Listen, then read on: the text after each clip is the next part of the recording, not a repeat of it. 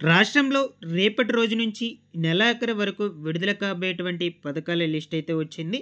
మీకు ఒక్కొక్క పథకం గురించి వన్ బై వన్ క్లియర్‌గా ఎక్స్‌ప్లెయిన్ అయితే చేస్తాను. ఎన్ని పథకాలు అమల్లోకి రాబోతున్నాయి? ఎన్ని పథకాలు విడుదల కాబోతున్నాయి? సో, వాటి పేర్లేంటి? ఏ తేదీన ఏ పథకం విడుదల అవ్వబోతుంది? సో, కొత్తగా వీటికి అప్లై చేసుకోవాలనుకుంటే ఎలా అప్లై చేసుకోవాలి?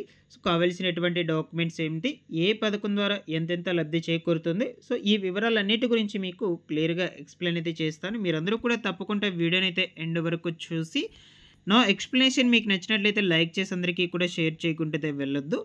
ఫస్ట్ టైం గనుక ఎవరైనా ఛానెల్‌ని చూడడానికి వచ్చినటువంటి వాళ్ళు ఉన్నట్లయితే, ఛానెల్‌ని సబ్స్క్రైబ్ చేసుకునేసి పక్కనే ఉన్నటువంటి బెల్ ఐకాన్‌ని క్లిక్ చేసి ఆన్‌లో అయితే పెట్టుకోండి. ఒకసారి టెలిగ్రామ్ గ్రూప్‌ను కూడా విజిట్ చేయండి గాయ్స్. అందులో కూడా జాయిన్ అయితే అవ్వండి. పథకాలకు సంబంధించి ఎటువంటి ఇన్ఫర్మేషన్ వచ్చినా కూడా గ్రూప్ ద్వారా మీకు అప్డేట్ అయితే ఇస్తూ ఉంటాను. లేట్ చేయకుండా టాపిక్‌లో గనుక వచ్చేసినట్లయితే, సో, ఇక మనకు రాష్ట్రంలో రేపటి రోజు నుంచి నెలాఖరు వరకు విడుదల కాబోయేటువంటి పథకాల గురించి అయితే వన్ బై వన్ డిస్కస్ చేసుకుందాము. సో, ఇక ప్రస్తుతానికి మన ఆంధ్రప్రదేశ్ రాష్ట్రంలో ఈ యొక్క దివ్యాంగ మెడికల్ పెన్షన్‌లకు సంబంధించిన సదరం సర్టిఫికేట్స్ ఏవైతే ఉన్నాయో, సో, వీటికి సంబంధించి స్లాట్ బుకింగ్ కొరకు ప్రభుత్వము దరఖాస్తులు కోరుతూ అప్డేట్ అయితే విడుదల చేసిందనమాట.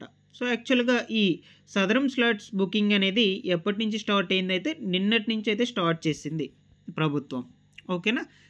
సో, బట్ మనకు నిన్నటి రోజున ఎవ్వరికీ కూడా ఈ సదరం స్లాట్ బుకింగ్ అయితే కాలేదనమాట. ఎవరు కూడా చేసుకోలేకపోయారు. ఈ సర్వర్ అనేటువంటిది బిజీగా ఉండటం వల్ల, సో, మనకు ఈ సైట్ అనేటువంటిది సరిగ్గా వర్క్ చేయకపోవడం వల్ల ఈ యొక్క సదరం స్లాట్స్‌ను నిన్నటి రోజున ఎవరు కూడా బుక్ చేసుకోలేకపోయారనమాట. ఓకేనా? సో, ఈ యొక్క సదరం స్లాట్స్ వచ్చేసి మన మొబైల్ ఫోన్‌లో బుక్ చేసుకోవడానికైతే అవకాశం లేదండి. సో, చాలామంది కూడా అడుగుతూ ఉన్నారు. ఈ స్లాట్స్ అనేటువంటివి మనం ఓన్‌గా మొబైల్ ఫోన్‌లో అండ్ అలాగే మీ సేవలకు వెళ్ళి చేసుకోవచ్చా అంటే, సో, ఆప్షన్ అయితే మనకు లేదనమాట. మీ సేవలకు వెళ్ళినా కూడా చేసుకోలేము. అండ్ అలాగే మొబైల్ ఫోన్‌లో మనంతట మనం చేసుకోవడానికి కూడా అవకాశం అయితే ఉండదు. కేవలం గ్రామ వార్డు సచివాలయంకి వెళ్ళి మాత్రమే వాళ్ళ లాగిన్‌లో మీరు ఈ సదరం స్లాట్స్ అనేటువంటివి బుక్ చేసుకోవాల్సి అయితే ఉంటుంది. వన్స్ మీరు సదరం స్లాట్స్ బుక్ చేసుకున్నాక మీకు నోటీసులు అయితే జారీ చేస్తారు. మీరు దాని తర్వాత అసెస్మెంట్స్‌కి అయితే వెళ్ళాలి. వెరిఫికేషన్స్‌కి డాక్యుమెంట్స్ అన్నిటిని కూడా తీసుకొని, సో, దాని తర్వాత మీకు వెరిఫికేషన్ అయ్యాక మళ్ళా కొత్త సదరం సర్టిఫికేట్ అయితే రావడం జరుగుతుంది. అప్పుడు ఆ సదరం సర్టిఫికేట్‌లో వచ్చినటువంటి పర్సెంటేజ్‌ని బేస్ చేసుకొని మీకు అమౌంట్ అయితే ఇవ్వటం జరుగుతుందనమాట. ఓకేనా? సో, దీనికి సంబంధించిన ఇన్ఫర్మేషన్ కొంచెం బ్రీఫ్‌గా అయితే చూద్దాము.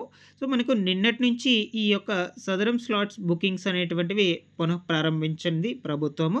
సో, వైకల్యం ధ్రువపత్రాల జారీకి నిర్దేశించినటువంటి ఈ ప్రక్రియ డిసెంబర్ నెలాఖరు వరకు కూడా కొనసాగుతుందని చెప్పడం జరిగింది. గతంలో ఈ స్లాట్ బుకింగ్‌కు జారీ చేసినటువంటి ధ్రువపత్రం ముద్రణకు రూ. 40 చొప్పున వసూలు చేశారనమాట. సో, సేమ్ అదే విధంగా ఇప్పుడు కూడా మనకు ఈ యొక్క రూ. 40 వసూలు చేసేందుకు అవకాశం అయితే ఉంటుందన్నమాట. సో, రూ. 40 తీసుకుంటారు. దివ్యాంగులు ఆర్థిక పరిస్థితుల దృష్ట్యా ఎలాంటి రుసుము లేకుండా మనకు ఇకపై ఉచిత సేవలను అందించే లక్ష్యంగా అయితే చూస్తున్నారు. సో, మనకు ఈ రూ. 40 అనేటువంటిదైతే తీసుకునేందుకు అవకాశం అయితే లేదండి. ఎందుకంటే ప్రభుత్వం ఫ్రీగా అయితే ఈ రుసుము అనేటువంటిది రూ. 40 కూడా లేకుండా మీకు స్లాట్స్ బుకింగ్‌కు రిలీజ్ చేయడం అయితే జరిగింది. ఓకేనా? ఇన్ కేస్ మీకు ప్రభుత్వ అధికారులు ఈ రూ. 40 అడిగినట్లయితే మీరెవరు కూడా ఇవ్వొద్దు. ఎందుకంటే ఫ్రీగా అయితే చేస్తుందన్నమాట ఇప్పుడు మనకు ఈ స్లాట్ బుకింగ్ అనేది. ఓకేనా?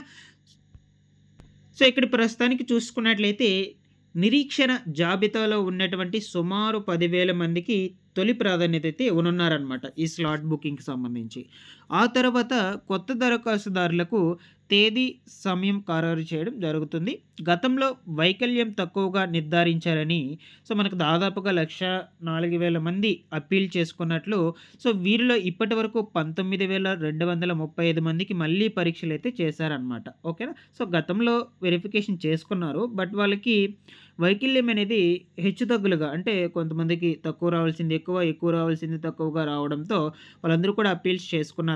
వీరిలో ఇప్పటివరకు 19,000 మందికి మళ్ళీ పరీక్షలు అనేటువంటివి అయితే చేస్తున్నారు. ఇక రిమైనింగ్ వాళ్ళందరికీ కూడా పరీక్షలు చేసి కొత్త సదరం సర్టిఫికేట్స్ జారీ చేశాక వాళ్ళకు ఆ సదరం సర్టిఫికేట్‌లో ఉన్నటువంటి పర్సెంటేజ్ బేస్ చేసుకొని పెన్షన్‌లు పంపిణీ చేస్తారండి. సో, ఇదండి ఫైనల్‌గా. సో, మనకు నిన్నటి రోజున ఈ సర్వర్ అనేటువంటిది రాకపోవడంతో ఎవరు కూడా చేసుకోలేదు. బట్ ఈరోజొచ్చేసి అక్కడక్కడ కొంతమంది మాత్రమే చేసుకున్నారు ఓపెన్ అయిన దగ్గర. సో, మీలో ఎవరైనా వీడియోని చూడడానికి వచ్చినటువంటి వాళ్ళు ఎవరైనా సరే ఈ యొక్క స్లాట్స్ అనేటువంటివి బుక్ చేసుకున్నట్లయితే చేసుకున్నామని కామెంట్ సెక్షన్‌లో మెన్షన్ చేసైతే చెప్పండి. ఓకేనా? సో, ఇక నెక్స్ట్ వచ్చేసి మనకు ఈ నెల 19వ తారీఖున రైతులకు సంబంధించి చూసుకుంటే అన్నదాత సుఖీభవ అండ్ అలాగే పీఎం కిసాన్ పథకం 21వ విడత నిధులు మొత్తంగా కలుపుకొని రూ. 7,000 అయితే విడుదల చేయబోతున్నారు. ఓకేనా? సో, మనకు పీఎం కిసాన్ నిధులను ఈ నెల 19వ తారీఖున రైతుల ఖాతాల్లోకి డబ్బులు అయ్యేటువంటివి అయితే విడుదల చేస్తారండి.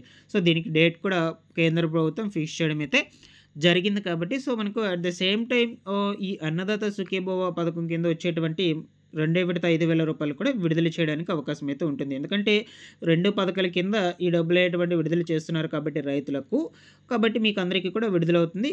అన్నదాత సుఖీభవ పథకం కింద వచ్చేటువంటి నిధులు కౌలుదారు రైతులకు, సొంత భూమి కలిగినటువంటి వాళ్ళకి ఇద్దరికీ కూడా వర్తిస్తుంది. బట్ పీఎం కిసాన్ నిధులు వచ్చేసి కేవలం సొంత భూమి కలిగినటువంటి వాళ్ళకి మాత్రమే విడుదల కావడం అయితే జరుగుతుంది. సో, దీనికి సంబంధించినటువంటి పూర్తి సమాచారం గురించి తెలుసుకోవాలనుకుంటే నేను సెపరేట్‌గా మార్నింగ్ మన ఛానల్‌లో వీడియో అయితే అప్లోడ్ చేస్తున్నాను. ఒకసారి చెక్‌ఔట్ అయితే చేయండి.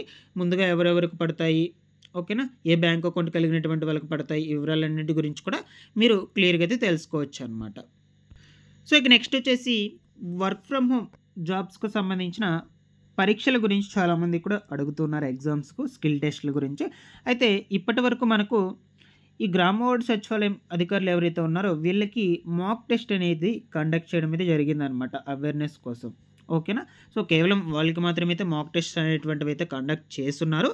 ఇక ఈ వర్క్ ఫ్రమ్ హోమ్ జాబ్స్‌కు సంబంధించి సర్వే చేసుకున్నటువంటి అభ్యర్థులు ఎవరైతే ఉన్నారో సో, వీళ్ళకి వాలిడేషన్ అయితే పూర్తి చేస్తూ ఉన్నారండి. వాలిడేషన్ అయితే చేస్తూ ఉన్నారు. దాదాపుగా 27 లక్షల మంది పైగానే రిజిస్ట్రేషన్ చేసుకున్నారు. వాలిడేషన్ అయినటువంటి వాళ్ళందరికీ కూడా పరీక్షలను ఖచ్చితంగా పెడతారు. పరీక్షలైనా పెట్టొచ్చు, లేదు అనుకుంటే డైరెక్ట్‌గా ఇంటర్వ్యూ అయినా కండక్ట్ చేసేందుకు అవకాశం అయితే ఉండొచ్చండి.